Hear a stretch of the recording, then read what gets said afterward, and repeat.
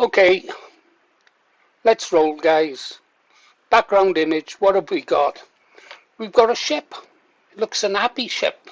If you look towards midships and up to the quarterdeck. Advanced UK members, embrace and restore Britain members. Yeah, supporters and members there, happy, celebrating, embracing each other, that they're all going to be part of the same crew in taking back our country. Looks great to me. Sky looks blue, few clouds. It's a nice scene. What's that at the bow of the ship? Are they mutineers? They don't look happy to me. They look happy to you? Oh, they didn't like it. I wonder what they didn't like. Oh, they didn't like Rupert Lowe of Restore Britain's announcement or Ben Habib's video welcoming it. Oh, well, we'll come back to those gentlemen. Gentlemen, they're not gentlemen. We'll come back to those people later. First, let's talk about what Rupert Lowe said, because he said something that interested me. In amongst the things he said that he would change in the future was the banning of halal meat. I always had reservations about that because I thought, well, if you ban halal meat, you've got to ban kosher. But what had Rupert tagged on? Not just halal meat, but kosher meat had to go. And that made me laugh. I thought, well, that's going to be one hell of a struggle. No one who controls Parliament at this moment in time, and how big their lobby is in the meat industry to ensure that we don't have proper labelling, because if we saw how meat was slaughtered, we wouldn't buy it. Nah. But that made me think of Jeff Taylor. I used to be subscribed to Jeff Taylor for a long time. I had a lot of respect for him. He's ex-Royal Navy. I think he was a lieutenant, I believe. Sir. But one day I noticed he started to go on more and more about that country in the Middle East that I'm not the greatest fan of. And finally, it was just all about that one country. And I thought, you know, is this Tommy Robinson in disguise? But it wasn't. It was Jeff Taylor. So I stopped subscribing to him. And I'm wondering now what Jeff is thinking. What do I do? What do I say? No doubt he's pleased to hear that Rupert and Ben have allied. But he must be wondering what he's going to say now. That he supports the banning of kosher meat that all his friends like to eat. Anyhow, that made me smile.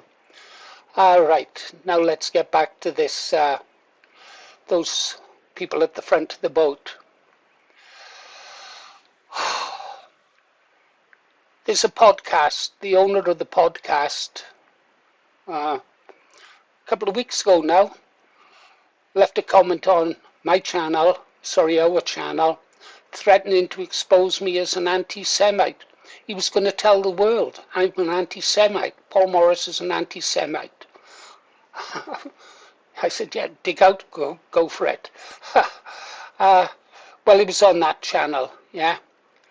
So today I had, as you know, I take my wife out to darts practice on a Saturdays, and I pass the time with earpods in and listening to stuff. And I thought, well, I might as well have a listen on that site because Paul Thorpe was on there. Some of you might gather have guessed my feelings about Paul Thorpe. I mean, I haven't followed him for a long, long time, since before he moved to Spain. So, but Guardian Mose was on there, so I thought, well, he normally talks sense. He'll be one of them there. So I thought I might as well listen to something, because I'm stuck down here for 2 hours, and it helps the time pass. I don't like darts, really. Well. I'm going to leave a link to the podcast in the description, because I'm going to ask you to go over and torture yourselves by listening to it all. And there's a reason for this. First off, I'll send a message to those four guys. If my grandmother had balls, she would have been my grandfather. Because the first part of the show was, if we had done this, if we had done that, if only this, if only that, if. And then it became, what if, what if. And then they went round and round and round. Some of them were going to walk away, and they were talked down. Then they were going to stay, and then Paul Thorpe, and that made me laugh a bit. He couldn't make up his mind whether he was running with the fox or hunting with the hounds, which is why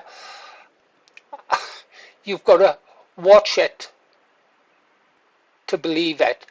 And I want you to watch it with an open mind. Listen to what they say.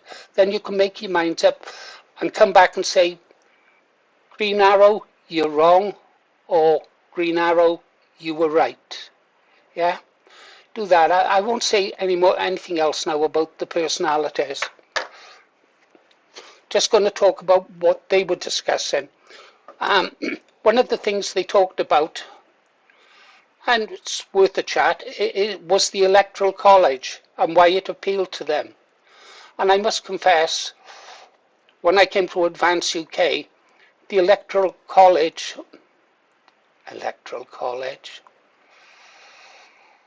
thinking of America, the college is a good idea, yeah? Because we saw what happened in reform. There was no control over the leadership. So this college can, in theory, could replace the leader. And I thought, well, that's better than having it like reform. But I'd seen this kind of college in operation before, and I'll come to it now in a moment. These colleges can be dangerous. They can easily be taken over, manipulated, and remove a good leader. And now I've got to go back to way back in time, to before 1976, in fact, before I became active. One of the problems with the National Front was it was splitting, reforming, splitting, reforming, because it was so easy to remove the leadership. So what the BNP did, or rather Nick Griffin did when he took over the BNP, was to abolish their equivalent at the college, where the chairman could be replaced easily by, if you like, top people within the party, and said, no, the members decide, yeah? And that stopped a lot of coups for a long, long time. The members, it always went back to the members. Well, when the BNP fell, or must have been 2010, and they tried to overthrow Nick Griffin again, it was put to the members, and the vote went in favour of Nick Griffin. I think it was 860 something to 264, yeah? And you would have thought, and I've got information I could show you about the ringleaders of the coup being attacked in the forums and on the groups because they would not accept the vote of the membership. Well, in the end, the constant fighting and attacks, lies and smears, I won't go into them now, but I could, just destroyed the party from within. The infiltrators, those who don't really love our country, had won. And listening to these guys talking, I thought, oh no, is this going to be a replay? And then when they said that, one of them said, Benavides is 10 times more popular, nobody welcomes this, nobody. I thought, well, that's not the feedback I'm getting in on our channel. People seem to welcome this, or they're prepared to wait. My first response was, yeah, I'm happy, I'm celebrating this. But I thought, before I really come out and say anything or make a hard decision. I'm going to see what happens. But they said, nobody is welcome in this. Nobody wanted it. We don't need Rupert Lowe. And I thought, oh, right. And besides, what did Rupert Lowe ever do? And I thought, well, and I had to listen to this, by the way. It was one of those paid subscription places if you want to comment. That's another thing I wasn't wild about, asking for money. Another video. Anyhow, let me show you this. I've got permission to show this. This is from the Fellowship of the UK. He's given me permission. So not long back from Great Yarmouth, and what a night. What a difference a day makes, eh? Fantastic news that Rupert Lowe is launching Restore Britain as a political party. Just heard that Ben Habib is going to be essentially incorporating Advance UK into that party as well. A few details have got to be sorted out, but whatever.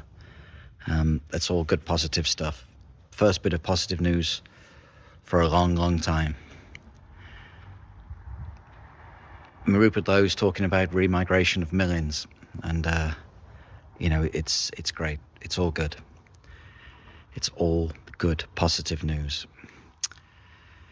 So I've been saying for a while, nothing's set in stone. There's always hope. You just have to keep on, and then hopefully things will turn out.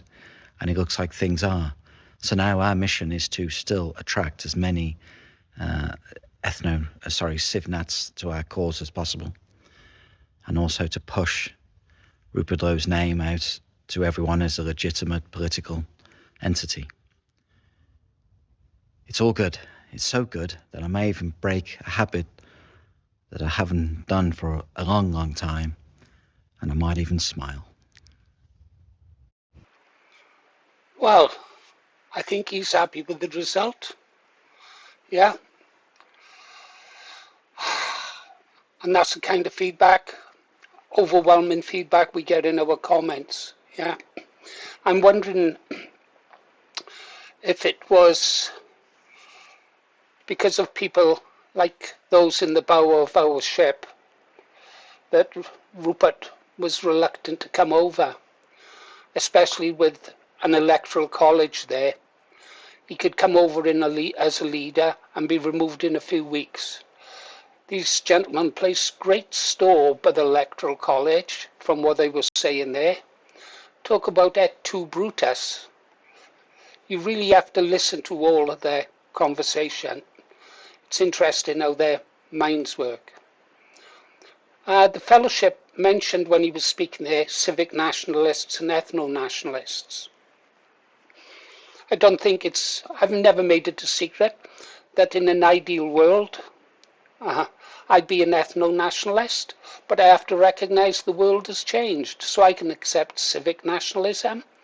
I welcome patriots like Guardian Mose. I promote him. Yeah? But they're not too keen on ethno-nationalists, and they don't like the people they see that Rupert Lowe has surrounded himself with. Yeah? They just don't like it. Anyhow, guys, I'll leave the link in. You can go over. I could tell you more, much, much more about what they said that caused me for concern. But, yeah. Oh, one other thing. Talking about plastic patriots. I've told you what I intend to do with the money, any money raised on this channel. I was having a look at the super chats that were going in whilst I was there. And I'd actually been over to another site, podcast, Richie and Rogue. Super chats going up, people buying coffee. And then I went over and I had a look at how much 1,000 leaflets cost. And you remember I told you I was once in a really poor, poverty-struck branch, couldn't afford leaflets. And I was having a look how much 1,000 A4 leaflets colour were, printed both sides. It's, You can get them as cheap as £60 a thousand. And I was looking at all those super chats and I was thinking, you know what, guys, you'd be better off donating that money to your local branch or group so they can buy leaflets or newspapers instead of getting just a thank you for that, thank you, thank you. Yeah, I think I'd rather pay for leaflets than pay for people to have another bottle of wine. Anyhow, that's just my thoughts. What are yours? You've been listening to Paul Morris and the Green Arrow. Now, please go over and listen to what they've got to say and come back and tell me your honest opinions. Yeah? Thank you.